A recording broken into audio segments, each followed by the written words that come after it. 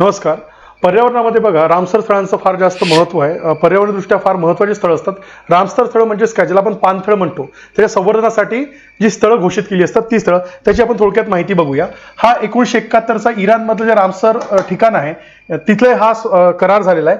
भारताने या करारावर काय केली आहे, 1982 मध्ये स्वाक्षरी केली आहे. रामसर म्हणजेच काय, नदी, तलाव, सागरी किनारे अशा ठिकाणच्या प्रदेशात उथळ पाण्याने झाकलेल्या किंवा अनेक प्रकारच्या गवत झुडपांनी भरलेला पाणथळ जमिनीचा याच्यात एक जीवसृष्टी असते, म्हणून ती कॉन्झर्वेशन करायचं आहे हे लक्षात घ्या. सध्या भारतात 2025 पर्यंत 93 रामसर स्थळे आहे. पहिलं रामसर स्थळ चिल्का तलाव, ओडिसा आणि केवलदन राष्ट्रीय उद्यान होतं. याशिवाय आपण लक्षात घेऊ रामसर स्थळासाठी 9 निकष असतात. 9 पैकी एक जर निकष पूर्ण केला तर रामसर स्थळ मिळतात.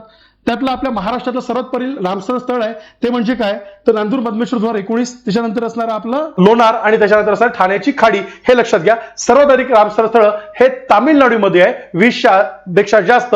हा पण पॉईंट लक्षात ठेवा.